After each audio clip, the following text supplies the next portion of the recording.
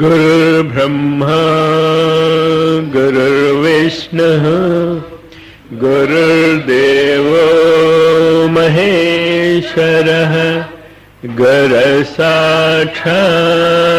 परब्रह्मः तस्मै श्री गुरवे नमः। अखण्डमण्डलाकारम् व्याप्तं येन चराचरम् यत्पदं दर्शितं येन तस्मै श्री गुरवे नमः। मम कर्णरसायनं भक्तिज्ञानविरागाप्तो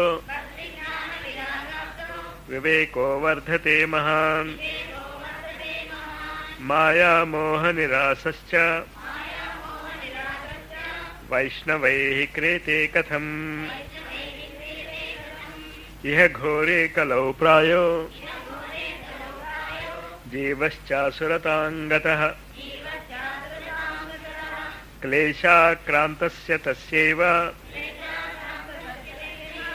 शोधने किं परायणम्। श्रेयसां यद्भवेत् श्रेयः पावनानां च पावनम्। कृष्णप्राप्तिकरं शश्वत्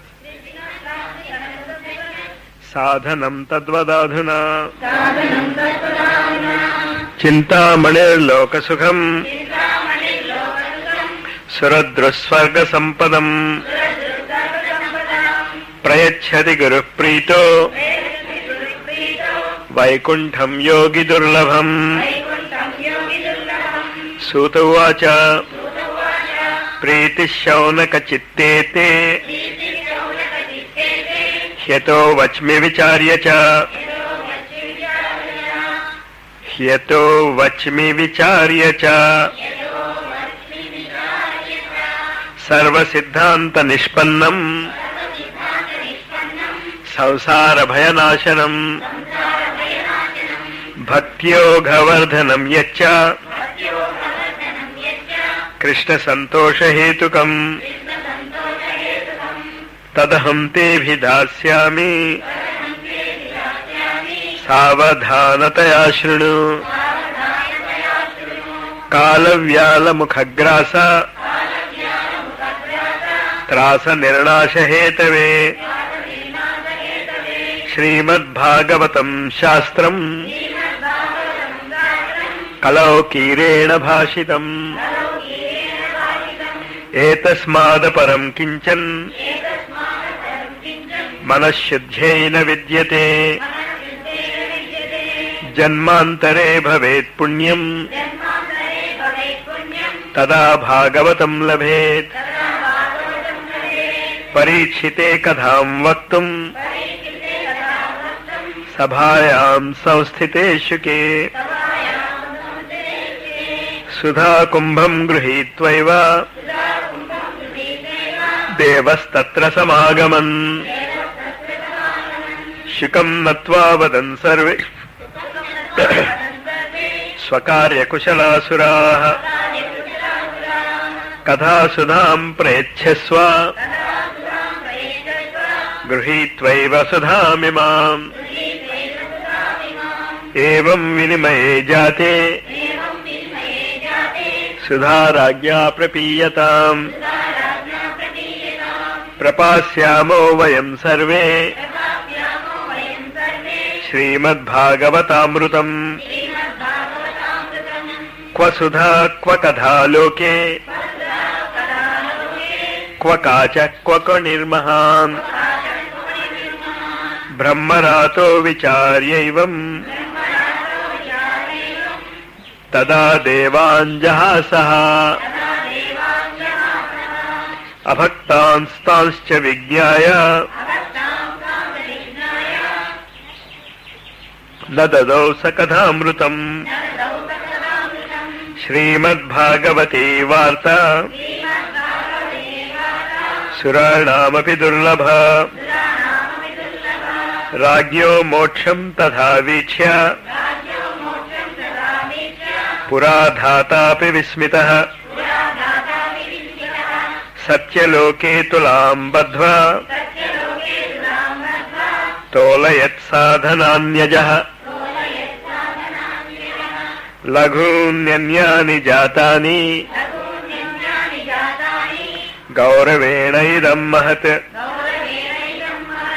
తదా ఋషిగణాః సర్వే విస్మయం పరమం యయుః.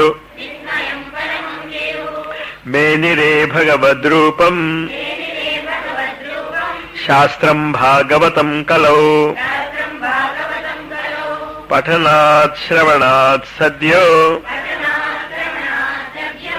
వైకుంఠఫలదాయకం. సప్తాహేన శృతం చైతత్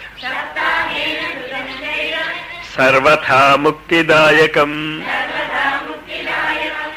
సనకాద్యైః పురా ప్రోక్తం నారదాయ దయాపరైః. యద్యపి బ్రహ్మ సంబంధాత్ శ్రుతమేతత్ సురర్షిణా. సప్తాహ శ్రవణ విధిః కుమారైస్తస్య భాషితః. శౌనక ఉవాచ లోక విగ్రహ ముక్తస్య నారదస్య స్థిరస్య చ విధిశ్రవే కుత ప్రీతిః సంయోగః కుత్ర తైః సహ. సూత ఉవాచ అత్ర తే కీర్తయిష్యామి భక్తియుక్తం కథానకం. శుకేన మమ యత్ ప్రోక్తం రహస్యం విచార్య చ. ఏకదా హి విశాలాయాం చత్వార ఋషయో మలాః. సత్సాంగర్ధం సమాయాత దదృశుస్తత్ర నారదం. కుమారా ఊచుః కథం బ్రహ్మన్ దీనముఖః కుతశ్చింతాతురో మహత్. కుతశ్చింతాతురో భవాన్ త్వరితం గమ్యతే కుత్ర కుతశ్చాగమనం తవ. ఇదానీం శూన్యచిత్తోసి గతవిత్తో యథా జనః. తవేదం ముక్తసంగస్య నోచితం కారణం నోచితం వద కారణం. నారద ఉవాచ అహం తు పృథివీం యాతో జ్ఞాత్వా సర్వోత్తమామితి. పుష్కరం చ ప్రయాగం చ కాశీం గోదావరీం తథా. హరిక్షేత్రం కురుక్షేత్రం శ్రీరంగం సేతుబంధనం. ఏవమాదిషు తీర్థేషు భ్రమమాణ ఇతస్తతః. నాపశ్యం కుత్రచిత్ శర్మ మనఃసంతోషకారకం. కలినా ధర్మమిత్రేణ ధరేయం బాధితాధునా. కలినా అధర్మమిత్రేణ ధరేయం బాధితాధునా. సత్యం నాస్తి తపశ్శౌచం దయాదానం న విద్యతే ఉదరం భరిణో జీవా వారకాః కూటభాషిణః మందా సుమందమతయో మందభాగ్యాహ్యుపద్రుతాః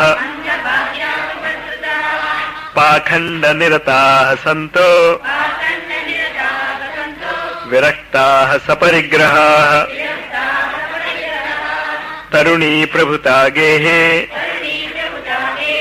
శాలకో బుద్ధిదాయకః కన్యా విక్రియణా లోభాత్ దంపతీనాం చ కల్కనం ఆశ్రమాయ వనైరుద్ధా తీర్థాని సరితస్తథా దేవతాయతనాన్యత్ర దృష్టైర్నష్టాని భూరిశః న యోగీ నైవ సిద్ధో వా న జ్ఞానీ సత్క్రియో నరః కలిదావానలేనాద్య సాధనం భస్మతాం గతం అట్టశూలా జనపదాః శివశూలాద్విజాతయః కామిన్యఃకేశశూలిన్యః సంభవంతి కళావిహ ఏవం పశ్యన్ కలేర్దోషాన్ పర్యటన్నవనీమహం యామునం తతమాపన్నో యత్ర లీలా హరేరభూత్ తత్రాశ్చర్యం మయా దృష్టం శ్రూయతాం తన్మునీశ్వరాః ఏకా తు తరుణీ తత్ర నిషణ్ణా ఖిన్నమానసా వృద్ధౌ ద్వౌ పతితౌ పార్శ్వే నిశ్వసంతావచేతనౌ శుశ్రూషంతి ప్రబోదంతి రుదతి చ తయో పురః దశ దిక్షు నిరీక్షంతి రక్షితారం నిజం వపు విజ్యమానా శతస్త్రీభిర్ బోధ్యమానా ముర్ముః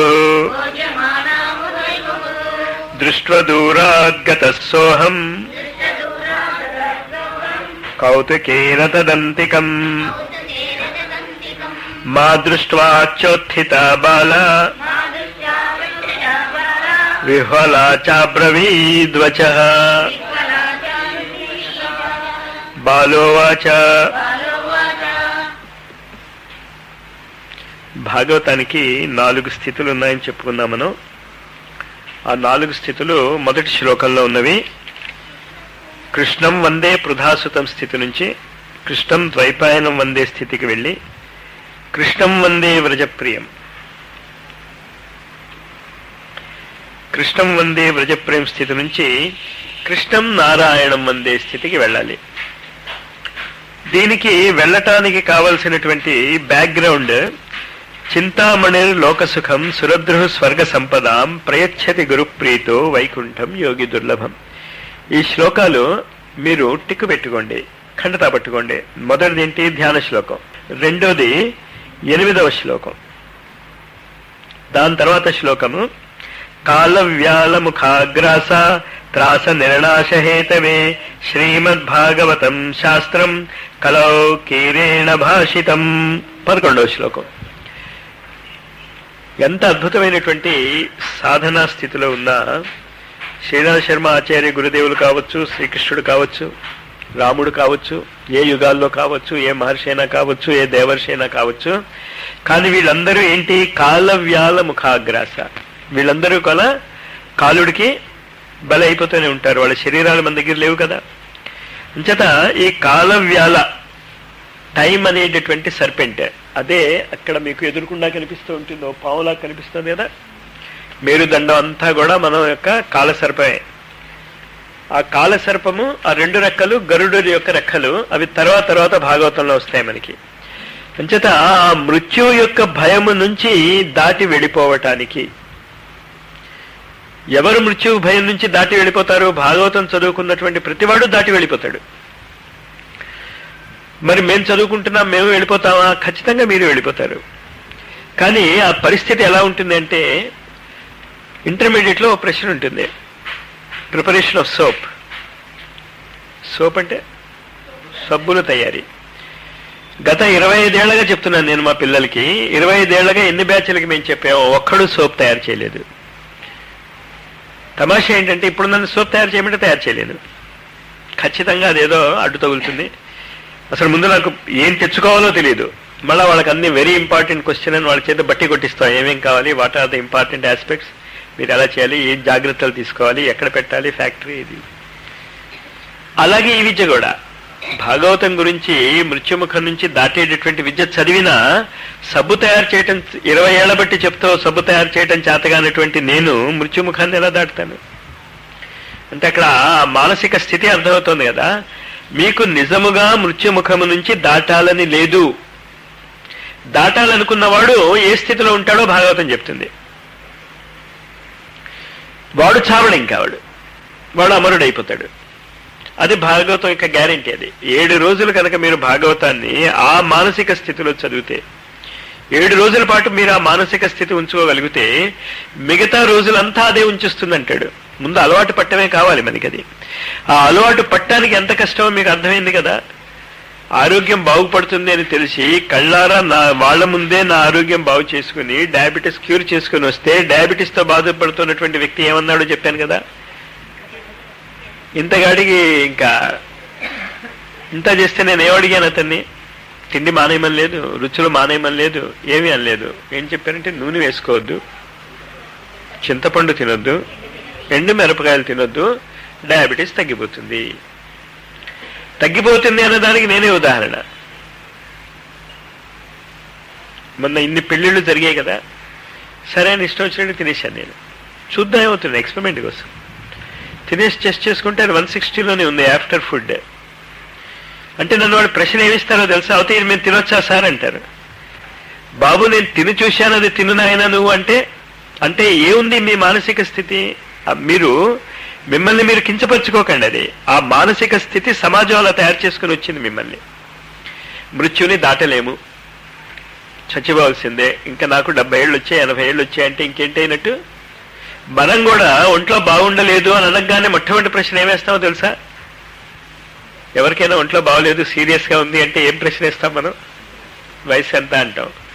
60 దాటే అన్నా అనుకోండి, వాడు బాధపడ్డు మనం అలా అందామని, వీడు బాధపడ్డు అలా అందామని. ఇంచేత మనం అసలు ఆ మానసిక స్థితికి అలవాటు వెళ్ళిపోయి, ఏంటి ఆ మానసిక స్థితి ఇక్కడ చెప్తున్నాడు, అది అండర్లైన్ చేసుకోండి. ఇది ఎందుకు నేను చెప్తున్నానో మీరు చాలా జాగ్రత్తగా వినండి. రేపు మీరు ప్రజల్లోకి వెళ్ళి ఈ భాగవతాన్ని చెప్పాలి. మీరు you train your self like that. ఈ శ్లోకాలన్నీ మీ చేత రిపీట్ చేయిస్తున్నది అందుకు. ఏమీ కష్టం కాదని మీకు ఈ పాటికి అర్థమైపోతుంది కదా, మీకు అలవాటు అవుతుంది ఇది. కానీ నా కోరిక అది, మీరు అది అర్థం చేసుకోండి. రేపు రాబోయేటటువంటి కాలంలో 2 ఏళ్ళు కావచ్చు, 3 ఏళ్ళు కావచ్చు, 5 ఏళ్ళు కావచ్చు, 5 జన్మలు కావచ్చు, అది నాకు తెలియదు. అది ఇంచేతంటే అది మానసిక స్థితి బట్టి ఉంటుంది. ఇప్పుడు తీసుకున్నటువంటి ఆహారమే నాకు చాలా ఏళ్ల బట్టి తెలుసునని మా వాళ్ళందరికీ తెలుసు. ప్రయత్నించాను కూడా నేను. కానీ ఇప్పుడున్నటువంటి డాక్టర్ల చొరవ వల్ల, ఈ ఎండీలు, ఎంఎస్లు, చాలా మంది స్నేహితులు ఉండటం వల్ల, వాళ్ళు చెప్తే మన సైన్స్ చదివినటువంటి బడుద్దైన కదా, వాళ్ళు ఎండీలు చదివారు, ఎంఎస్లు చదివారు, వీళ్ళు ఏమీ చదవలేదు. వీళ్ళ మాట వింటావా, వాళ్ళ మాట వింటావా? మీ తతంగం కూడా అలాగే ఉంటుంది. మీకు కూడా మరి డాక్టర్ అది వద్దన్నాడు కదా. కానీ తర్వాత డైరెక్ట్ గా కొన్ని వేల మంది దాన్ని సాధన చేస్తున్నటువంటి స్థితికి వెళ్ళిన తర్వాత, అక్కడ చూసిన తర్వాత జరిగింది మళ్ళీ నేను చెప్తున్నాను. నేను అనేక అద్భుతాలలో 2-3 చెప్పగలను నేను మీకు. ఇంకంటే ప్రతిరోజు అద్భుతాన్ని చూశాను నేను. అక్కడ ప్రతిరోజు అద్భుతాన్ని చూశాను నేను. 28 ఏళ్ళు ఎంత ఉంటాయి అబ్బాయికి, 2 ఏళ్ళు అయిందంటే పెళ్ళయ్యి. ఫారెన్ వెళ్దాం హనీమూన్ కని స్విట్జర్లాండ్కు దేనికో వాళ్ళు టికెట్స్ బుక్ చేసుకున్నారు. మెడికల్ చెకప్ ఉంటుంది వీసాలకి, దానికి నువ్వు ఆ ఇంజక్షన్ తీసుకున్నావు లేదా ఏంటి, ఏ ఇంజక్షన్ కాదు అది, రోగాలు రాకుండా వేస్తే టీకా, ఆ టీకాలు తీసుకున్నారా లేదా అని వేస్తే ఏదో ఒక టీకా తీసుకున్నాడు, పెరలైజ్ అయిపోయాడు. టీకాలు తీసుకున్న వాళ్ళందరికీ పెరాలసిస్ రాదు, వాడికి వచ్చింది, పెరలైజ్ అయిపోయాడు. 1.5 సంవత్సరాలు గడిచిపోయి ఏ డాక్టర్ ఎక్కడా కూడా నయం చేయలేకపోయాడు. స్విట్జర్లాండ్కి హనీమూన్కి వెళ్దాం ఉన్న వాడికి డబ్బులు కొదవ ఏం లేదు కదా, అయితే అన్ని రకాల ప్రయత్నాలు చేశారు వాళ్ళు. చివరికి ఎవరో చెప్పారట, జిందాల్ ఉంది, నేచర్ క్యూర్లో ఉంది, మీరు ప్రయత్నించండి అని. ఇంకా గతి లేక ప్రయత్నం, అది గుర్తుంచుకోండి. ఎప్పుడు వచ్చాడు, ఇంకా లాభం లేదులే. నేను అక్కడే ఉన్నాను, నేను రిసెప్షన్ కౌంటర్ దగ్గర డాక్టర్తో మాట్లాడుతున్నాను, ఈ మామూలు విషయాలు మాట్లాడుతున్నాను. నేను జాయిన్ అయ్యి 2వ రోజు 3వ రోజు అది. ఇంకా నాకు పెద్ద గ్రిప్ రాలేదు నేచర్ క్యూర్ మీద. నాకు నవ్వొచ్చింది. ప్రపంచంలో ఉన్నటువంటి డాక్టర్లు అందరూ నేను నయం చేయలేదన్నారు, వాళ్ళు చేతులు ఎత్తేశారు. ఇక్కడ ఎందుకు వచ్చారు నాయన, ఇక్కడ నీకే ఉండదు, నీకు తిండి పెట్టకుండా మార్చేస్తారు, ఇప్పుడు తింటున్న తిండి కూడా నువ్వు తినలేవు, భలే ఎరకాటంలో వచ్చావు. చిత్తూరు డిస్ట్రిక్ట్ అతను. సరే, తెలుగు మాట్లాడుతున్నాను కదా, అక్కడ కన్నడం కదా, అంచేత మాట్లాడగలిగాం. బంధత్వం ఏంటి అంటే భాష. సరే, అతను భార్య కూడా వచ్చింది, చాలా ఏడుస్తుంది. అంటే ఆ మొహం చూస్తే తెలుస్తుంది అది, ఆ బాధ. అంతే కదా, ఎలాంటి పెరలైజ్ అయిపోయాడు పూర్తిగా, కాళ్ళు చేతులు కదపలేడు. వీల్ చైర్ మీద తీసుకొచ్చాడు. 3వ రోజు నడవటం మొదలెట్టాడు. 5వ రోజు వెళ్ళొచ్చు అన్నారు, ఇంకా 5 రోజులు ఉంటారన్నాడు. జాగా లేదు బాస్, నువ్వు స్విట్జర్లాండ్కి వెళ్తే వెళ్ళొచ్చుగా, కానీ మా జిందాల్లో స్థలం లేదు, ఇట్ ఈజ్ ఆల్రెడీ బుక్డ్ అన్నారు వాళ్ళు. పెరలైజ్ అయిపోయినటువంటి వాడు 3వ రోజు నడిచాడు అన్నది నేను కథలేం చెప్పటం లేదు, నేను కళ్ళారా చూశాను. నడిపించవచ్చు ఇప్పుడు కూడా. 90% పెరాలసిస్ కేసెస్లో ఫుడ్ ఈజ్ ది కల్ప్రిట్, 90% కేసెస్లో. కానీ నాకు పెద్ద ప్రాబ్లం ఏంటంటే, నా దగ్గర సర్టిఫికేట్ లేదు, నేను ఇచ్చాను అనుకోండి, వాడికి తగ్గలేదనుకోండి, ఏమన్నాం, డాక్టర్ దగ్గరికి వెళ్ళి వాడు చచ్చిపోయినా ఏమన్నా మనం. కానీ ఒకడు మంచి మంది ఇచ్చి వాడు ఇంకో కారణం లేదైనా వాడు ఏదైనా అయ్యాడు అనుకోండి, నీ వల్ల అయిందంటారు. కానీ ఆహారం మార్చుకోవటమేగా, ఇందులో ప్రమాదం ఏం లేదు కదా, అది మనకి తెలుసు కదా. కాల వ్యాల ముఖాగ్రాస. గ్రాస అంటే, గ్రాసము అంటే ఏంటి, ఆహారము. ఆహారము మారితే మీరు అమరులు అయిపోతారు, అది అర్థం చేసుకోండి. ఏ స్థితిలో ఉన్నా మీరు పర్వాలేదు, ఏ స్థితిలో ఉన్నా మీరు పర్వాలేదు. ఆఖరికి ఇంకా శరీరం వదిలేసేటటువంటి స్థితిలో తులసి కరెక్ట్ మిశ్రమంతో కనుక గంగ నీళ్లు కలిపి ఇస్తే వాడు చావడు. కానీ ఆ ప్రపోర్షన్ తెలియాలి వీడికి. అందరూ చుక్క నీళ్లు పోసి ఇప్పుడు చూశాం కదా, నాకు చాలా ఆనందం ఇస్తుంది. మధ్య మధ్య పానీయం సమర్పయామి, కింద నీళ్లు పోస్తాం. ఎవరికి పానీయం మీరు సమర్పయామి? జగద్గురుకి ఆహారం పెడుతున్నారు మీరు. ముఖం ప్రక్షాళయామి, ఒక చుక్క నీళ్లు కూడా ఉండవు. వీరి ఒక చుక్క నీళ్లతో జగద్గురు ఏం నీళ్లు కడుక్కుంటాడు? మన మూర్ఖత్వం. అది ఎందుకు అంటే మన జీవిత విధానంలో అది అలవాటు అవ్వాలని. ప్రాక్టీస్ సెషన్స్ అవంతా కూడా నిత్య జీవిత విధానాలు. ఎవరికి నిత్య జీవిత విధానాలు? కాల వ్యాల ముఖాగ్రాస త్రాస నిర్ణాశ హేతవే. మనకున్నటువంటి పెద్ద ప్రాబ్లం ఏంటంటే చావు. అత్యంత భయంకరమైనటువంటిది. ఈ భయంతులు కూడా మహామహా వేదాంతులు కూడా ఆ చావు అనేటటువంటిది వచ్చేసరికల్లా ఈ వేదాంతం అంతా కూడా ఫినిష్. దానికి ఇది ఆన్సర్ అంటున్నాడు వీడు. కాల వ్యాల ముఖాగ్రాస త్రాస నిర్ణాశ హేతవే శ్రీమద్ భాగవతం శాస్త్రం కలౌ కీరేణ భాషితం. కలౌ ఈ యుగములో, ఒక్కొక్క యుగములో అమృతత్వ ప్రాప్తికి ఒక్కొక్క సాధనా విధానాలు ఉంటాయి. పూర్వకాలంలో చదువుకోవాలి అంటే లీలావతి అని ఒక బుక్ రాశాడు ఒకతను. ఏంటది? నవల. అది మ్యాథమెటిక్స్ బుక్. లీలావతి అని పేరు ఎందుకు వచ్చింది? మ్యాథమెటిక్స్కి లీలకి పేరేంటి? ఆయన భార్య పేరు అది. బలవంతంగా అతను మ్యాథమెటిక్స్ మీద బుక్ రాస్తూ ఉంటే వాళ్ళ అన్న వదిన కలిసి పెళ్లి చేస్తారు. ఆ ఋషి పేరు నాకు గుర్తు రావటం లేదు. పెళ్లి చేసేస్తారు. పెళ్లిపేటల మీద కూడా ఆయన మ్యాథమెటికల్ ఈక్వేషన్స్ రాస్తూనే ఉన్నాడు. పెళ్లి అయిపోయింది, ఈక్వేషన్స్ రాస్తూనే ఉన్నాడు, పుస్తకం రాస్తూనే ఉన్నాడు. 60 ఏళ్ళు గడిచిపోయాయి. ముసల్తనం వచ్చేసింది. ముసల్తనం వచ్చేసాక ఇతను రాస్తున్నాడు. దీపం ఆరిపోబోతూ ఉంటే ఆ భార్య వచ్చి చీర చెంగు అడ్డు పెడుతుంది. ఆ అడ్డు పెట్టడంలో నీడ పడుతుంది. నీడ పెడితే తలెత్తి చూశాడు. చూస్తే ఎవరో ముసలావిడ ఇలా చెంగు అడ్డు పెడుతుంటే నువ్వెవరు అన్నాడు. ఎవరు ఆవిడ? 60 ఏళ్ళు అతనికి సేవ చేసింది తెలియకుండా. ఇక్కడ మనం ఏదైనా ఒక సేవ చేస్తే నేల మీద రాయిస్తాం. ఇక్కడంటే ఇక్కడ సంగతి నేను చెప్పటం లేదు. ఎక్కడ గుళ్ళో వాటిలో ఏంటంటే, లేకపోతే ఫ్యాన్ ఇలా తలెత్తి చూశాను అనుకో, దాని నిండా పేర్లు కనిపిస్తుంటాయి. అంచేత ఆవిడ భామతి కాబట్టి, భామతి ఏదో ఒకటి కథ పాయింట్ అర్థమవుతుంది కదా. ఆవిడ చేస్తే అప్పుడు నేను ఏమగలను కృతజ్ఞతగా? అతను అంత అద్భుతమైనటువంటి పుస్తకం రాయటానికి ఆవిడ అంత సర్వీస్ చేస్తే ఏం చేయగలన్నాడు? నీ పేరు అమరం అయిపోతుందన్నాడు. ఇంకా అదే పేరు పెట్టేశాడు పుస్తకానికి. ఇప్పుడు చెప్పుకుంటున్నాం కదా, ఆవిడెవరో మనకు తెలియదు, కానీ ఆవిడ చేసినటువంటి సేవ అది ఇంకో యుగాందా, ఈ యుగాందా? ఈ సంఘటన ఏ యుగాందే? ఈ కలియుగాందే. అందుకే వివేకానంద వాళ్ళు కూడా service to humanities next to godliness, service to which people. ఇలాంటి వ్యక్తులకి సర్వీస్ చేస్తే, తాగుబోతుగాళ్ళకి సర్వీస్ చేస్తే ఏం లాభం? మీరు వృద్ధాశ్రమాలు పెట్టి వాళ్ళకి సర్వీస్ చేస్తే ఏం లాభం? మీరు ఏం నాటుకుంటున్నారో అదే మీకు కోసుకుంటారు. మీరు నెక్స్ట్ బర్త్ లో వృద్ధాశ్రమంలో జాయిన్ అవుతారు. అప్పుడు వాళ్ళు మీకు సేవ చేస్తారు. సరిపోతుంది. దొందుకి దొందే. తెలియాలి మీకు అసలు ఏం జరుగుతోందో, ఏం చేస్తున్నావో తెలియకపోతే ఇలాంటి పరిస్థితులే వస్తాయి. సమాజం అది కరెక్ట్ అంటోంది కనుక అది కరెక్ట్ అవ్వచ్చు, కాకపోవచ్చు. సమాజం అంటున్నది కరెక్ట్ అని నేను అంటలే, తప్పు అని నేను అంటలే. మీకు తెలియాలి మీరు ఏం నాటుతున్నారో, ఏం చేస్తున్నారో. మరి ఇంతకీ వృద్ధాశ్రమాలు పెట్టవచ్చా పెట్టకూడదా అని మళ్ళీ అనుమానం వస్తుంది కదా మీకు. ఖచ్చితంగా పెట్టవచ్చు. ఇంచేతంటే ఏమీ తెలియని, ఏమీ దారి తెన్ను లేనటువంటి బాధపడుతున్నటువంటి వ్యక్తులకి మీరు వృద్ధాశ్రమం పెట్టవచ్చు. కానీ వృద్ధాశ్రమం పెట్టి వాళ్ళని వృద్ధులుగా మాత్రము మీరు ట్రీట్ చేయకండి. మీరు చేస్తున్న తప్పు అది. వృద్ధాశ్రమాల్లో వృద్ధులు జాయిన్ అవటం లేదు. ఎవరు జాయిన్ అవుతున్నారు? భావి తరానికి బీజాలు వేసుకుంటున్నటువంటి వాళ్ళు, నెక్స్ట్ పిల్లలు వాళ్లే. నెక్స్ట్ బర్త్ లో మనోయజ్ఞం అది చూపిస్తోంది. సీరియల్స్ లో అభినేతలకి నేను అందుకు అంత ప్రాముఖ్యత నేను ఇచ్చేది కాదు, మీరే ఇస్తున్నారు ప్రాముఖ్యత. పెద్ద పెద్ద గురువు వచ్చినప్పుడు గణపతి సత్యనారాయణ స్వామి వచ్చాడు, చిరంజీవి వచ్చాడు, ఎవరి దగ్గరికి వెళ్తారు? ఖచ్చితంగా ముందు చిరంజీవి దగ్గర. అంచేత అభినేతలు చాలా గొప్పవాళ్ళు. వాళ్ళని వాళ్ళు కించపరచుకోక్కర్లే. వాళ్ళ గొప్పతనం వాళ్ళకి అర్థం అవటంలే. ఎందుకు అర్థం అవటం లేదు అంటే, ఆ గొప్పతనాన్ని ఎత్తి చూపించేటటువంటి వ్యక్తులు లేరు. కానీ వాళ్ళ గొప్పతనం ప్రజలందరూ గుర్తిస్తున్నారు. ఏం పెద్ద యాక్టరే రావక్కర్లే, మామూలు యాక్టర్ వచ్చినా మనం చూస్తాం ఒకవైపు కదా. అంచేత కలవు కీరేణ భాషితం. ఈ వృద్ధాశ్రమాల్లో ఏం చెప్పాలి? వీళ్ళు వాళ్ళ ఆహార నియమాల ముందు పూర్తిగా మార్చేయాలి. ఈ సంస్కారాలే నెక్స్ట్ బర్త్ లోకి తీసుకెళ్తారు. ఇప్పుడు కనుక వాళ్ళు ఈ విధమైనటువంటి ఆహారాన్ని తీసుకోగలిగితే ముందు ఇక్కడ సావరు వాళ్ళు. ఈయన సీట్ ఖాళీ చేస్తే ఇంకోటి వస్తాడు కదండి, మళ్ళీ అక్కడి నుంచి డొనేషన్ తీసుకోవాలని వాళ్ళ గొడవలు వాళ్ళకుంటే మనం ఏం చేయలేము. ఎవరి బాధలు వాళ్ళవు కదా.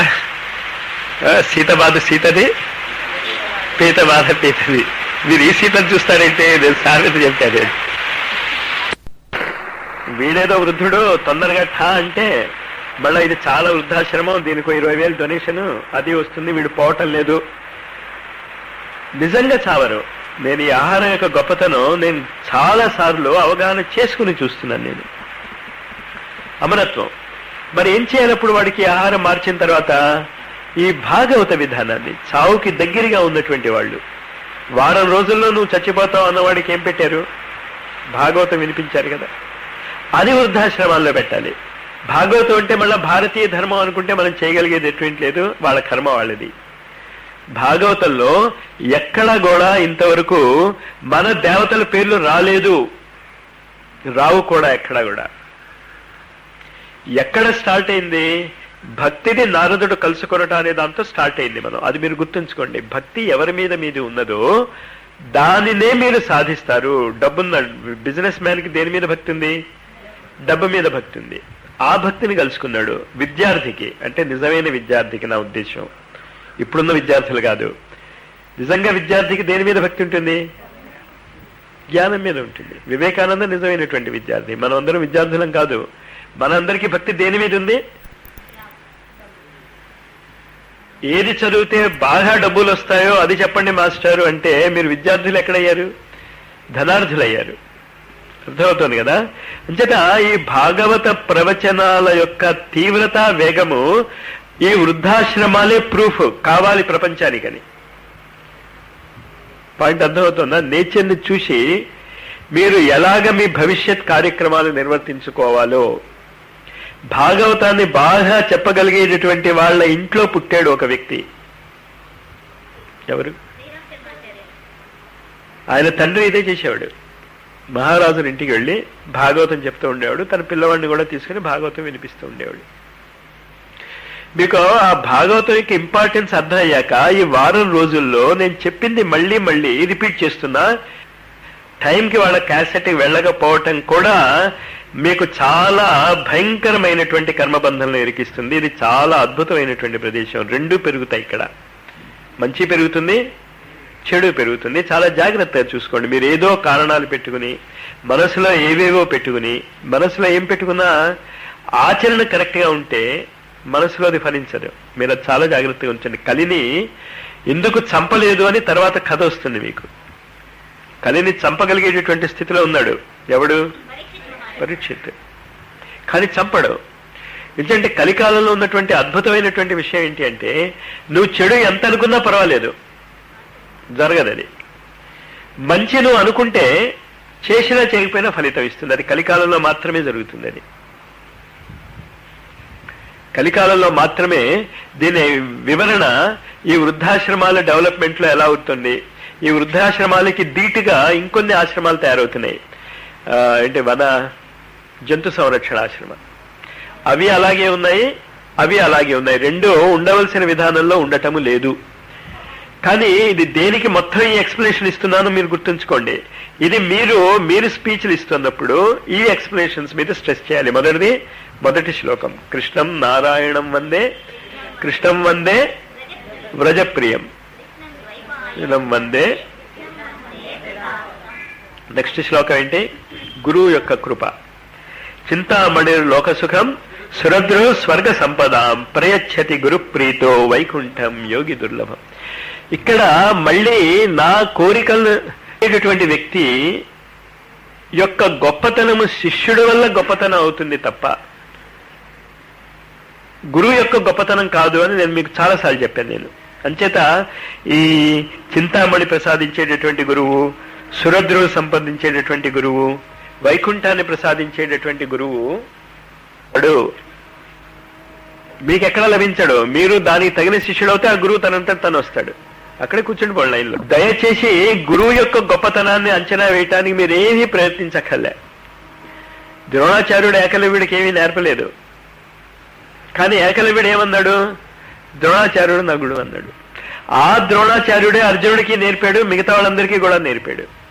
అర్జునుడు బాగా నేర్చుకోగలిగాడు. అంటే ఇంతకీ గురువు గొప్పవాడా అని మీ ఉద్దేశం? గురువు కాదు గొప్పవాడు, శిష్యుడు గొప్పవాడు. ఎప్పుడు మీరు కాస్త ఆ భావాన్ని అర్థం చేసుకోండి. అదే లెక్చరర్ ఇక్కడ కూడా పాఠాలు చెప్తాడు కాలేజీలో. ఒకడికి 90% మార్క్స్ వస్తే ఒకడు ఫెయిల్ అవుతాడు. అంతే. ఏ గురువు గొప్ప? గురువు గొప్ప కాదు ఎప్పుడు కూడా, శిష్యుడు గొప్ప. శిష్యుడు ఈ మానసిక స్థితిలో ఉండాలి. ఇది చాలా అండర్లైన్ చేసుకోండి. చింతామణి లోకసుఖం సురద్రు స్వర్గ సంపద ప్రేచ్ఛతి గురు ప్రీతో వైకుంఠం యోగి దుర్లభం. మారుమూల అడవిలో అక్కడ శివలింగం ఉంది అని కూడా తెలియనటువంటి ఒక చోట పూజ ఎలా చేయాలో కూడా తెలియనటువంటి వాడు. ఎవరి గురించి చెప్తున్నా నేను? వాడి గురించి పండితోత్తములు కూడా చెప్పుకోవాల్సి వస్తుంది. వాళ్ళ పాండిత్యం అలా ఏడిచింది. కన్నప్ప గురించి చెప్తావు, మేము అలా అయిపోవాలనిపించారు. ఇంకా ఏమైనా మాట్లాడితే వాడు ఎవరికి పునర్జన్మంటాం? అర్జునుడి యొక్క పునర్జన్మంటాం. ఇది అంతా చెప్తాడు. కానీ మనకి ఎన్ని కండిషన్స్ వస్తాయో, ఎడం చేత్తో ఆరతిస్తున్నావా, కుడి చేత్తో ఆరతిస్తున్నావా, తలకిందులుగా ఆరతిస్తున్నావా, ముక్కు మూసుకుని ఆరతిస్తున్నావా, ముక్కు తెరుచుకుని ఆరతిస్తున్నావా, మీరు అవగాహన చేసుకోండి. అక్కడ శిష్యుడి యొక్క మానసిక స్థితి ఇంచేతంటే గురువు సర్వాంతర్యామి, సర్వవ్యాపకుడు, సర్వసమర్థుడు. ఇవి కదా గురువు యొక్క లక్షణం. మా కాలేజీలో నేను ఫిజికల్ కెమిస్ట్రీ చెప్తూ ఉంటాను. ఒక స్టూడెంట్ ఆర్గానిక్ కెమిస్ట్రీ డౌట్ అడుగుతాడు. ఏం చేస్తాను నేను? మా కాలేజీలో ఆర్గానిక్ కెమిస్ట్రీ లెక్చర్స్ ఉన్నారు కదా, వాళ్ళని వెళ్ళి అడుగుతాను, వాళ్ళకి చెప్తాను. నేను వాళ్ళు చెప్పలేకపోయారు అనుకోండి, అప్పుడు ఏం చేస్తాను? హిందూ కాలేజీలో లెక్చరర్స్ ఉన్నారు, అక్కడ లెక్చరర్స్ ఉన్నారు, వాళ్ళని అడిగి చెప్తాను. అక్కడ చెప్పలేకపోయాను, నేను లైబ్రరీకి వెళ్తాను. లైబ్రరీలో ప్రపంచంలో ఆ విషయంలో ఉన్నటువంటి ఎక్స్పర్ట్స్ అందరూ ఉన్నట్టేగా, వాళ్ళ పుస్తకాలు అక్కడ ఉంటే వాళ్ళందరూ అక్కడ ఉన్నట్టే కదా, వాళ్ళని రిఫర్ చేస్తానంటే ఎవరిని అడిగాను? నేను గురు పరంపరను అడుగుతున్నాను. ఇక్కడ కూడా మీరు దయచేసి ఆధ్యాత్మికత ఏదో వేరుగా అనుకోకండి, నిత్య జీవితంలో మీరు జరిగేదే. కానీ తేడా ఎక్కడొచ్చిందంటే, ఇక్కడ నువ్వు ఏ గురువుని అడిగినా సర్వవ్యాపి అయినటువంటి గురువు ఎక్కడా ఉన్నాడు కనుక, ప్రతి చోట ఉన్నాడు కనుక ఏ రిఫరెన్స్ అక్కర్లేదు. చాతకాని పరమ దద్దమ్మ గురువును నువ్వు ప్రశ్న అడిగినా సర్వవ్యాపి అయినటువంటి గురువు రెడీ రిఫరెన్స్కి అక్కడే ఉంటాడు. వాడు ఎలాగో అలా నీకు ఆన్సర్ ఇచ్చేస్తాడు. ప్రశ్న ఏంటి? ప్రశ్న నీకు రావాలి. ప్రశ్న ఏంటంటే ఆ గురువును అడగాలి, ప్రశ్నించాలి. అర్జునుడే ప్రశ్నించకపోతే గీత లేదు, పరీక్షిత్తు, దుందుకారి, నారదుడు లేకపోతే భాగవతం లేదు. ప్రశ్నించేవాళ్ళు కావాలి. ఏమని ప్రశ్నించాలి? నేను ఈ సమస్యలో ఉన్నాను, ఈ సమస్య ఎలా దాటాలని అదే ప్రశ్న. నీకు జవాబు తెలిస్తే ఇంక నీకు గురువు ఎందుకు? మీకు జవాబులు తెలియదు, సమస్య మీకు స్పష్టంగా అర్థమవుతోంది కదా. మీ సమస్య మీరు నివారించదలుచుకున్నారా లేదా, ఆ మానసిక స్థితి ప్రపంచంలో మీరు సవరించాలి. సమస్య ఉంది అని బాధపడుతున్నటువంటి వ్యక్తి ఆ సమస్య నివారణ ఉపాయము చెప్తే చెయ్యటము లేదు అంటే వాడికి సమస్య నివారించుకోవాలని ఉందా లేదా? అందువల్ల ఫలితాలు రావటం లేదు. గురువు యొక్క అనుగ్రహంలో ఏ విధమైనటువంటి లోటు లేదు. ఇందాకే ఉదాహరణ చెప్పాను కదా, రోగ నివారణ చేసుకోవాలని ఉంటుంది, రోగ నివారణ తగినటువంటి మందులు వేసుకోడు. ఎలాంటి మందులు వేసుకుంటాడు? రోగ నివారణ చెయ్యవు అవి అని తెలిసి ఆ మందులు వేసుకుంటాడు. క్యాన్సర్ తగ్గినటువంటి నా జీవితంలోనే 20-30 మంది తెలుసు. నాకు 20-30 మంది నాకు స్వయంగా పర్సనల్గా తెలుసు. మిగతా వాళ్ళ సంగతి వదిలేండి. మీకు అనేక మంది క్యాన్సర్ పేషెంట్స్ ఉన్నారు. రకరకాల ఫోన్లు వస్తూ ఉంటాయి. మేము రేడియో థెరపీ వేసుకుంటున్నాం మాస్టర్, అది వేసుకున్న దగ్గర నుంచి జుట్టు ఊడిపోయాయి, పళ్ళు ఊడిపోయాయి, కిడ్నీలు పాడైపోతున్నాయి. ఎందుకు పాడైపోయాయంటే మేము ఇచ్చిన రేడియేషన్ వల్ల పాడైపోయిందని ఆ డాక్టర్లు చెప్తున్నారు. క్యాన్సర్ పేషెంట్స్కి ఈ రేడియేషన్ ఇవ్వటం వల్లే ఆ రోగం. తర్వాత ఏంటి? వాళ్ళు గ్యారంటీగా చెప్తున్నారు క్యాన్సర్కి మా దగ్గర మందు లేదు అని. ఏ డాక్టర్ అయినా మందు ఉందని చెప్పాడా? మరి మీరు పిచ్చివాళ్ళలాగా అక్కడికి వెళ్ళి ఎందుకు మందు తీసుకుంటున్నారు? అంటే మీ క్యాన్సర్ తగ్గాలని ఉందా లేదా మీరు ఆలోచించుకోండి. ఇతరులను మీరేం ప్రశ్నించొద్దు, మిమ్మల్ని మీరు ప్రశ్నించుకోండి. ఇంతమంది క్యాన్సర్ పేషెంట్స్ ఉన్నారు. వీళ్ళందరూ కేవలం ఆహారాన్ని మార్చేసుకుంటే తగ్గిపోతారు అని నేను చెప్తున్నాను ఇప్పుడున్న అనుభవంతో. ఇదివరకు ఆ మాట నేను అనేవాడిని కాదు. నేను ఎంతమంది మారుతారు? మారుతామంటే ఎంతమంది మారనిస్తారు? ఈ గుంటూరు వచ్చిన కొత్తల్లోనే తెనాల్లో క్యాన్సర్ పేషెంట్ ఉండేవాడు. నేను ఎమ్మెల్యే మూర్తి వాళ్ళు మందిస్తూ ఉండేవాళ్ళం. 3 నెలల్లో చచ్చిపోతాడు అని మెడ్రాస్ నుంచి తీసుకొచ్చున్నటువంటి వ్యక్తి 4 ఏళ్లు బతికాడు, కంటిన్యూయింగ్ హ్యాపీలీ. వాళ్ళ అబ్బాయి ఎండి డాక్టర్ ఇన్ అమెరికా. ఈ 4 ఏళ్లు రాలేదు, వీడు అదృష్టం బాగుండి వచ్చాడు. రాగానే ఏమన్నాడు? హోమియోపతి మందు వేసుకుంటున్నా, చస్తావురా అన్నాడు. వాళ్లే 3 నెలల్లో ఇంకా చచ్చిపోతాడు వీడు, నేను తీసుకొచ్చాను ఇంటికి, ఇంకా హాస్పిటల్లో ఉంచడం ఎందుకని. 4 ఏళ్లు బతికాడు, మందు మానిపించేశాడు. హోమియో అప్పుడు నాకు ఈ ఆహార నియమాలు అవి తెలియదు. నాకు హోమియోపతి మందు వాడుతూ ఉండేవాడిని. 5వ రోజు చచ్చాడు. ఇది నా గొప్పతనం వాళ్ళు బతికాడా ఏది అది కాదు నేను చెప్పేది. మీకు వాడి తండ్రి బతకాలనే కదా మానిపించాడు. మీరు అది అర్థం చేసుకోండి. కొడుకు తప్పు కాదు అది అక్కడ, కానీ వాడి బుర్రకెక్కించినటువంటి విషము ఇది తప్పు అని చెప్పింది. ఏంటా విషము? కాలగ్రాస. తక్షకుడు వాడు. తక్షకుడిని ఎక్కడో వెతకండి, మళ్ళా ఏదో పండులోనో ఎందులోనో ఉంటాడని. తక్షకుడు ఈ బుద్ధే. ఇది మంచిది బాబు అని నేను చెప్తూ ఉంటే, ఇది మంచిదని కళ్ళారా కనిపిస్తూ ఉంటే 4 ఏళ్లు బతికున్నాడు. చాలాసార్లు గుంటూరు వచ్చాడు ఆయన బస్సు మీద. అంటే ఎంత ఇంప్రూవ్ అయిందో ఆరోగ్యం ఊహించుకోండి. అలాంటి వ్యక్తికి కూడా కళ్ళారా చూస్తూ కనీసం ఆ మందేంటి, పోనీ నేను డాక్టర్ని కాకపోవచ్చు, డాక్టర్లు నేను ఇప్పటికీ చాలాసార్లు ఓపెన్గా ఇలా చెప్పినట్టే చెప్తూ ఉంటా వాళ్ళకి, బాబు నేను ఇస్తున్న హోమియో మందులతో బాధలు తగ్గుతున్నాయి అన్నది చాలా మంది చెప్తున్నారు. మీకు ఉన్నటువంటి బ్యాక్గ్రౌండ్లో మీరు ఆలోచించండి ఇది ఎందుకు తగ్గుతుందో. మీరు దేశానికి సేవ చేసిన వాళ్ళు అవుతారు, మీకు పెద్ద పేరు వస్తుంది. ఈ మధ్యనే కొంతమంది డాక్టర్ల గ్రూప్ తయారవుతుంది. ఇక్కడికి ఒకళ్ళిద్దరు వస్తున్నారు, గ్రూప్ హైదరాబాద్లో చాలా పెద్ద తయారవుతుంది. కానీ ఇదంతా భాగవతం బేసిస్, అది గుర్తుంచుకోండి. ఇది మీరు ఎక్స్ప్లెయిన్ చేయాలి. ఏంటి? శిష్యుడి యొక్క సమస్యను గమనించగలిగేటటువంటి స్థితి వస్తే ఆ శిష్యుడికి కావలసినటువంటి గురువు దొరుకుతాడు. సమస్య గమనించటం అంటే ఏంటో అర్థమైందా? ఆ సమస్య తీరకపోతే నాకు సుఖము లేదు అనేటటువంటి వ్యక్తి కావాలి. మీరు ఆ స్థితిలో లేరు. మీరు మిమ్మల్ని మీరు ప్రశ్నించుకోండి. నిజంగా మీకు ఆ సమస్య పోవాలి. చాలా మంది పిల్లలు చదువుకుంటుంటే మాస్టారు కాన్సన్ట్రేషన్ కుదరటం లేదు మాస్టర్ అంటే. సినిమా చూస్తారు వాళ్ళు, మనం అబ్జర్వ్ చేయం, వాళ్ళు అబ్జర్వ్ చేస్తారు. మేజోడు రంగు మారిందిట. చాలా మంది చెప్పారు నాకు, మా స్టూడెంట్సే, కాన్సన్ట్రేషన్ కుదరనటువంటి స్టూడెంట్సే. నేను గమనించలేదు, నాకు చాలా గొప్ప, నేను చాలా కాన్సన్ట్రేటెడ్గా అన్ని గమనిస్తాను, నేను గమనించలేదు. సినిమాల్లో ఆ హీరోయిన్ జాకెట్ ఏదో మ్యాచ్ కాదు అంటే, మ్యాచ్ కాదంటే అర్థమైంది కదా, ఏదో ఒక సీన్ ఉంటుంది, ఏదో కారణం వల్ల అదే సీన్ కంటిన్యూ అవుతుంది, కానీ వాడు ఎప్పుడో మళ్ళీ ఇంకోసారి తీస్తాడు. మరి బట్టలు అదే కలర్లో ఉండాలి కదా. వాడు ఇదంతా వాడు చూస్తాడులే అని వాడికేం తెలుసు ఇంత అద్భుతమైనటువంటి జ్ఞాన సంపన్నులు సినిమాలు చూస్తారని. నాకు చాలాసార్లు వాళ్ళు చెప్పారు. వాళ్ళు నాతో అనేది ఏంటంటే, చదువుకోలేకపోతున్నా మాస్టారు, శ్రద్ధ కుదరటం లేదు. అర్థం ఏంటి? అది ఒప్పేసుకోండి. మీరు మొట్టమొదట మీ జీవితంలో మనుష్యులకు మీరు చెప్పవలసింది, నేను ఇది చెయ్యలేకపోతున్నాను మాస్టారు అంటేనే అర్థం మీకు దాని మీద శ్రద్ధ లేదు. అది మీకు రాదు. ఇంకా శ్రద్ధ ఉంది, తల్లకిందులుగా తపస్సు చేస్తున్నారు, ఇటు పడుతున్నారు, అటు పడుతున్నారు, ఇటు పడుతున్నారు, కానీ సమస్య పరిష్కారం కావటం లేదు. ఉదాహరణ సైంటిస్టులే, తెలీదు వాళ్ళకి మందేంటో క్యాన్సర్కి, కానీ ఏం చేస్తున్నారు? ప్రపంచంలో ఎవడు ఏమనుకున్నా సరే క్యాన్సర్కి మందు కనిపెట్టి తీరుతా ఉంటున్నారు. పొద్దున్నే నిద్ర లేవగానే ఇంక అదే పని వాళ్ళకి, మధ్యాహ్నం అదే పని, సాయంత్రం అదే పని, రాత్రి మళ్ళా వెబ్సైట్లో వాళ్ళు కాన్ఫరెన్స్లు పెట్టుకుంటారు. నువ్వేం రీసెర్చ్ చేసావు, నువ్వేం చేసావు. కానీ ఇంత చేస్తే వాళ్ళు చేసింది ఏంటి? అన్ని తప్పులు తడగలే, మందేం రాలేదు కదా. కానీ ప్రయత్నాల వల్ల ఏమొస్తుంది గ్యారంటీగా? వాళ్ళకి మందు గ్యారంటీగా వస్తుంది వాళ్ళకి. అర్థమైందా ఏం చేయాలో? మనుషులకి మీరు ఏం చెప్పాలో. సమస్యలు మీకు ఉంటే, సమస్యలు ఎలా నివారించుకోవాలో మీకు తెలియకపోయినా నివారించటానికి మీరు ప్రయత్నిస్తూ ఉంటే అది సమస్య తీరుతుంది.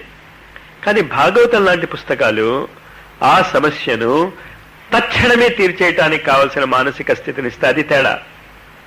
ఇక్కడ సైంటిస్టులకి ఎన్నేళ్లు పడుతుందో తెలియదు, కానీ వాళ్లే కనుక భాగవతం చదివితే తక్షణం వాళ్ళకి క్యాన్సర్ మందు వస్తుంది.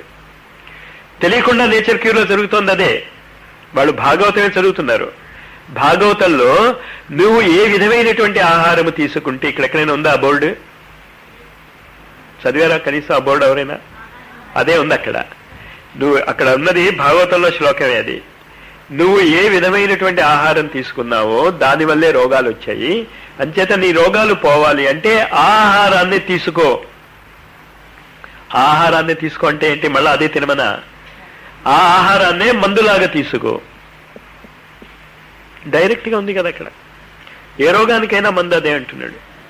అది మీరు చెప్పాలి. ఇది గురువు గురించి చెప్తున్నాను నేను. చింతామణి లోకసుఖం సురద్రు స్వర్గ సంపద ప్రయచ్చతి గురు ప్రీతో వైకుంఠం యోగిదు. పిల్లల్ని వదిలేయండి, మన మనసులో ఎక్కడ ఉంటే చాలు. వాళ్ళ ప్రయచ్చతి గురు ప్రీతో వైకుంఠం యోగి దుర్లభం. ఈ గురువు అంటే ఏంటి? అజ్ఞానాన్ని పోగొట్టేటటువంటి జ్ఞానము. అది ఎప్పుడైతే వస్తుందో మీరు అనుకుంటారు ఇది చాలా పెద్ద సమస్య అని. గురువుల దృష్టిలో మానవ జాతి లెక్క ఎంత అనంతమైనటువంటి ఒక పాదమైన పరమాణు యొక్క కేంద్రకంలో కూడా 128 కణాలు ఉన్నాయని పట్టుకున్నారు. ఇప్పుడు కేంద్రకం ఎంత తక్కువ ఉంటుందో మీకు ఐడియా ఉంటుందా? కొంతమంది సైన్స్ తెలిసిన చాలా చిన్నది. అందులో ఇప్పుడు అన్ని పట్టుకున్నారు వాళ్ళు 128. ఇప్పుడు వీళ్ళు పట్టుకోదలుచుకుంటే అక్కడ కూడా అనంతం అయిపోతుంది. అదే ఆ కథ యొక్క ఉద్దేశం. బ్రహ్మ ఒకవైపు వెళ్ళాడు, విష్ణువు ఒకవైపు వెళ్ళాడు. ఒకడు అనంతం పైకి వెళ్తూ వెళ్ళాడు, ఇంకోడు వెళ్ళి చివరికి ఏ స్థితికి వచ్చారు? ఇటు వెళ్ళినా అంతే, అటు వెళ్ళినా అంతే, అసలు వెళ్ళకుండా ఎక్కడ ఉంటే అక్కడ మంచిది అన్నారు. నేను మా తాతగారి దగ్గర పనిచేసేవాడు ఒకడు ఉండేవాడు, మా బామ్మగారికి పని చేసి పెడుతూ ఉండేవాడు. ఆయన సెంట్రల్ ఎక్సైజ్ కలెక్టర్. పని చేసుకుని వస్తూ ఉంటే వంటకి కూరలు తీసుకురా బాబు అని పంపించింది.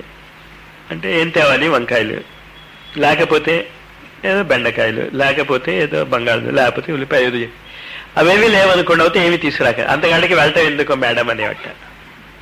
అలాగా ఈ కథ అంతా విన్నాక మీరు ఏమంటారంటే అయితే ఇదంతా ఎందుకు అంటారు. కానీ అర్థం తర్వాత చూస్తున్నాం మనం. అంచేత చింతామణి అనేటటువంటిది ఏంటి అంటే ఖనిజ జగత్తులో అణువు లోపలికి వెళ్ళేటంటే చిన్నతనంలోకి వెళ్ళేటటువంటిది. చిన్నతనం అంటే అర్థమైందా? మైన్యూట్, సూక్ష్మీకరణం. కల్పవృక్షం అంటే ఏంటంటే అలా సూర్యుడు వైపు ఎదుగుతూ ఉంటుంది అనంతంగా పైవైపుకి. విష్ణు అలా పైవైపుకి వెళ్తూ ఉన్నాడు, బ్రహ్మ అలాగా కింద వైపుకి వెళ్తూ ఉన్నాడు. చివరికి వాళ్ళిద్దరికి ఏమీ దొరకలేదు, అంతు దొరకలేదు. కానీ అంతు దొరకపోవచ్చు మీకు, కానీ ఫలితాలు మాత్రం అనంతంగా ఉంటాయి. వైకుంఠం అంటే అది అనంతమైనటువంటి ఫలితాలు వస్తాయి మీకు. అది మీరు చెప్పాలి భాగవతంలో మనుష్యులకి. చెప్తూ ఏం చెప్తాం? కాలవ్యాల ముఖాగ్రాస త్రాస నిర్ణాశహేతవే శ్రీమద్భాగవతం శాస్త్రం కలో కీరేణ భాషితం. మృత్యు సంబంధమైనటువంటి ఏ సమస్య అయినా భాగవతం తీర్చేస్తుంది. మృత్యువు అంటే అర్థం ఏమిటి? అది అర్థం చేసుకోండి. మొదలు ఉండి అంతు ఉండేదంతా మృత్యువే. పుట్టాం, మొదలుంది, చచ్చిపోతాం. ఓ బిల్డింగ్ కట్టాం, మొదలుంది, బిల్డింగ్ ఎప్పుడో అప్పుడు, ఇప్పుడు కాదు 5000 సంవత్సరాల తర్వాత అయినా పోతుంది కదా. అంటే ఆది ఉన్నది ప్రతిదీ కూడా ఖచ్చితంగా మృత్యుముఖంలోకి వెళ్తుంది. బ్రహ్మ సృష్టి ఆదిలో ఉన్నాడు. మన దృష్టిలో పాపం ఆయనకి చాలా చాలా చాలా వయస్సు ఉంది, కానీ ఆయన కూడా మృత్యుముఖంలోకి వెళ్తాడు. ఈ మృత్యుముఖంలోకి వెళ్ళేటటువంటిది ఏదో. అలాగే మీ సమస్యలు కూడా మృత్యుముఖంలోకి వెళ్ళేవే. ఇంచేత మొదట్లో ఆ సమస్య లేదు, ఎప్పుడప్పుడు ఆ సమస్య మొదలవుతుంది మీకు. ఆ సమస్య మొదలైంది అంటే అర్థం ఏంటి? ఖచ్చితంగా ఆ సమస్య ఎప్పుడప్పుడు ఎండ్ అవుతుంది. ఇలాగా మొదలైంది అంటే ఏంది? గురుర్ బ్రహ్మ, గురుర్ విష్ణు, గురుర్ దేవో మహేశ్వర. ఈ 3 స్థితులు ప్రతి సమస్యకి ఉంటాయి. మొదలవుతుంది, విశాలంగా పెరిగిపోయి ఇంక ఈ సమస్యను నేను ఎక్కడ భరించగలను అంటాం, టప్పన సమస్య పోతుంది ఎప్పుడు. కానీ దీనికి ఏంటి? కాలవ్యాల ముఖాగ్రాస, టైం పడుతుంది. కానీ భాగవతంలో మీకు ఏ సమస్య ఉన్నా మ్యాక్సిమం టైం లిమిట్ ఏంటంటే 7 రోజులు. భాగవతం చదివినటువంటి వాడికి అది ఏ పెద్ద సమస్య అయినా కావచ్చు. రాజ్యం పోయింది, రాజ్యం కావాలి, 7 రోజులు చాలు. ఇంకా మీ సమస్యలు అంతకంటే పెద్ద సమస్యలు ఏం కావు. మరి అవటం లేదు మాస్టారు, ఇందాక నేను చెప్పానే. నిజంగా మీకు ఆ సమస్య పోగొట్టుకోవాలని ఉందా లేదా మీరు చూసుకోండి. ఉంటే ఏం చదవాలి? మీరు భాగవతాన్ని చదవాలి, దాన్ని మీరు నేర్పించండి. ఇది భాగవత మహత్యము.